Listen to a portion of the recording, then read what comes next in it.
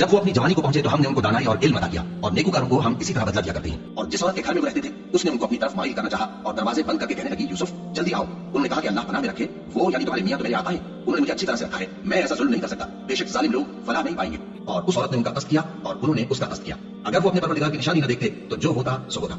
यूं इसलिए किया गया कि हम उनसे बुराई और बेहयाई को रोक दें, बेशक वो हमारे चुने हुए बंदों में से थे। और दोनों दरवाजे की तरफ भागे, आगे यूसुफ पीछे जुलेखा। और औरत ने उनका कुर्ता पीछे से पकड़कर जो खींचा तो फाड़ डाला और दोनों को दरवाजे के पास औरत का खाविंद मिल गया।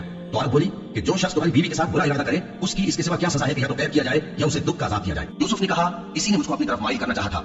और उसके खानदान में से एक गवाह ने गवाही दी कि अगर उसका कुर्ता आगे से फटा हो तो ये सच्ची और यूसुफ झूठा है, और अगर कुर्ता पीछे से फटा हो तो ये झूठी और वो सच्चा है।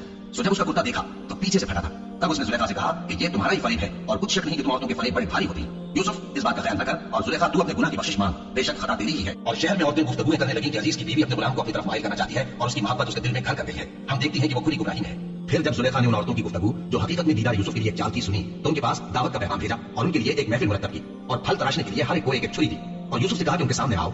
जब औरतों ने उनको देखा तो उनका रोबे हुस्न उन पर ऐसा छा गया कि फल तराशते तराशते अपने हाथ काट लिए और बेसाख्ता बोल उठी कि अल्लाह पाक है, ये आदमी नहीं, ये तो कोई बुजुर्ग फरिश्ता है। जुलेखा ने कहा, तो ये वही है जिसके बारे में तुम मुझे ताने देती थी, और बेशक मैंने इसको अपनी तरफ माइल करना चाहा मगर ये बचा रहा, और अगर ये वो काम न करेगा जो मैं इसे कहती हूँ तो कैद कर दिया जाएगा और जलील होगा। यूसुफ ने दुआ की कि परवरदिगार जिस काम की तरफ ये मुझे बुलाती है उसकी निस्बत मुझे कैद पसंद है।